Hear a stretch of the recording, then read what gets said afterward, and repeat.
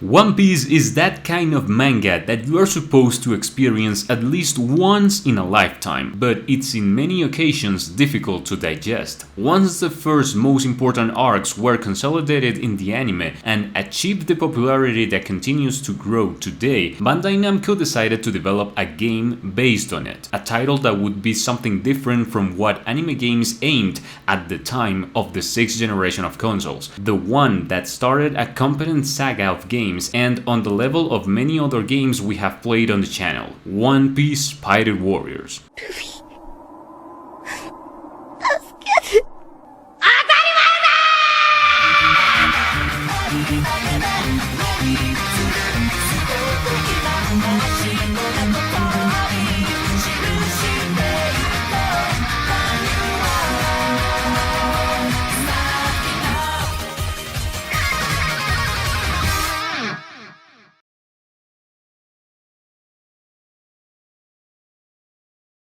After many months, the day has finally arrived, the day that we'll be finally talking about One Piece games. Let me know if you honestly like this series, reaching 50 likes, it's a fair goal. So without further ado, let's begin.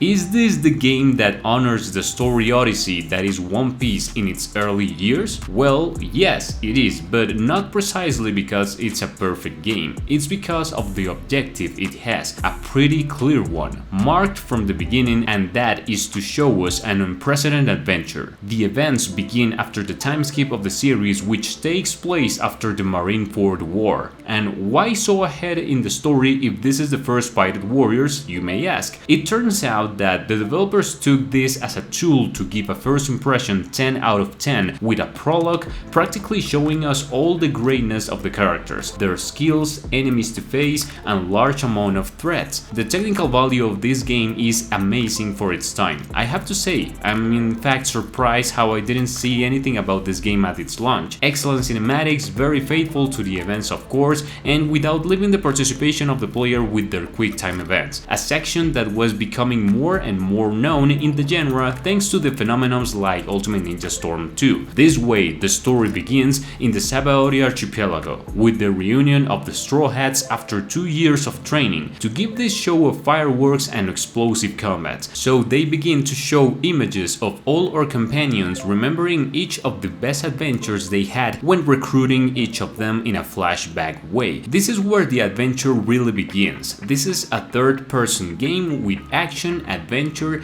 and very subtle RPG elements, and with a giant love for the One Piece story. The feeling of the game in Pirate Warriors is very peculiar, and don't wonder why it was recommended to me so much in the comments. A gameplay that, by controlling several of the most relevant characters in the story, gives you an unequal feeling of power, movements with character, situations that makes us experience the greatness and sometimes madness of the decisions made by the Straw Hat Pirates. The first official chapter of the story is the one from Baggy the Clown, an iconic character who becomes known very early in the story and offers a mission that condenses most of the tutorials and familiarization situations with the game that will serve you for the rest of your trip. We get to know Nami, Zoro, Sanji, Usopp, Chopper, Robin, Frankie, and Brook for each of the missions. You feel like you are seriously living the adventure of the series with such degree of fidelity. One Piece is not characterized by its combat of biblical proportions and demonstrations of divine power. It's a story with heart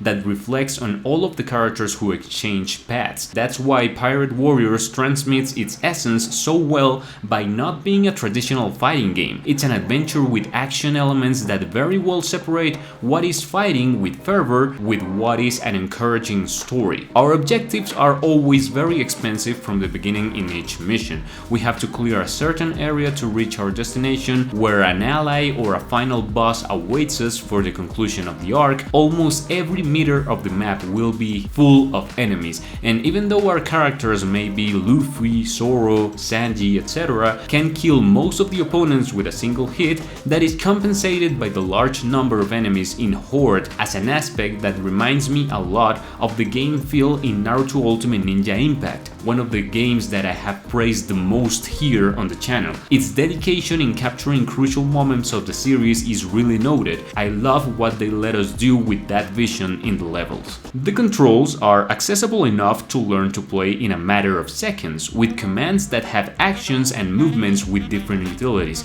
Depending on the combination, the attack will have different damage, range, and execution time. Each character has their own moveset, so don't worry about repeating the techniques. The game is completely dubbed into its original language, which is the one I recommend the most to enjoy the experience. The interface is not at all tangled and goes straight to the point. Well, while we will almost never be alone in this adventure, the game allows us to make chain attacks with our companions when there are many enemies. If several chain attacks are executed correctly, special attack animations will be deployed, which is always a delight to watch. In the environment, there are also objects that will help us, such as sticks that will give us more health, coins to collect more treasures, or also to recover our stamina. Also, we have checkpoints all over the map. You will not always be able to progress with just your fists, so we also have interaction mechanics with the scene, taking advantage of Luffy's skills to push and balance. In this way, it's possible to reach any place. When you encounter enemies with different qualities, it's very interesting to see what are the ways to beat them. Not everything will be brute force, and it's pretty satisfactory to see how things turns out when you use your head. If that was not enough, the game does a good job of continuously introducing new elements as time goes on, giving in each mission new characteristics with which we can interact. To give an example, let's see the territory scheme on a map. The first time they show us this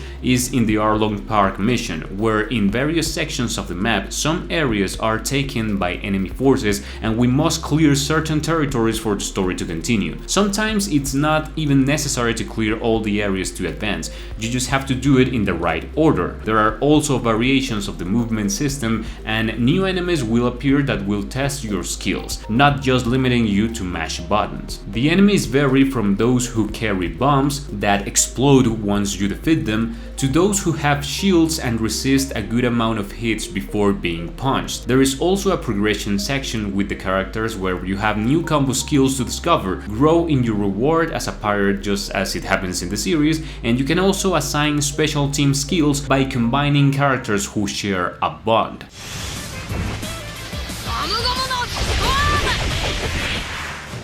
Still, you will excuse me, but there's something in this colorful game that I'm not a huge fan of, and that is the excess of quick time events. You already know me, I am a fan of this section in games. It's practically one of my favorites if they are implemented correctly. With Pirate Warriors, traveling is particularly non-existent on a map if we leave the quick time events out of the equation. It's required every time you have to advance a minimum distance. At least they make up for it, making the movements vary and not always be the same sequence. You can push yourself, change direction, dodge obstacles in the air, launch yourself using the analog to create a custom spring, etc. However, this mechanic is abused in a very short time, making the repetition take the magic away from each new movement. That is, without giving much relevance to the problems of perspective that present in many of the scenarios. But it would be a crime not to mention the faithful nature of the cinematics and the implementation of such quick times in the fights which deserve it. It really gives a tremendous boost to the gameplay. The soundtrack is outstanding in matter of accompanying the situations.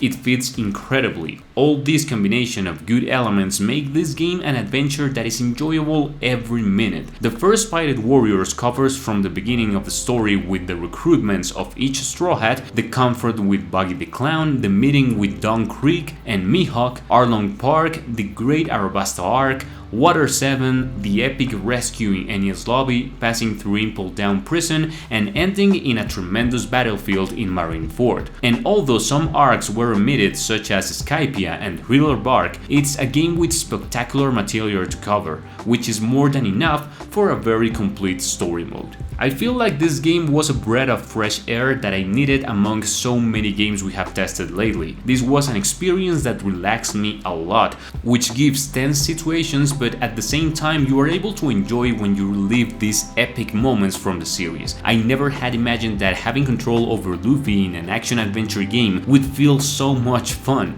unique, so full of life. The developers, Omega Force and Koei Tecmo, gave an experience that nailed it. Without being a masterpiece, without being a AAA project, it was exactly what it should be. Exciting, simple, passionate, and perfect for One Piece. Tell me your experiences with this game in the comments. Did you like it? Do you agree or disagree with something I said? Let me know in the comments below. I hope you have enjoyed the beginning of this saga of games. I really want to return with the second part, so I'm counting with you guys. Those thumbs ups helps us a lot to get YouTube recommending us more and being able to reach more people. So guys, thank you very much for watching. That was all for today, and I'll be watching you in the next video. Take care and see ya.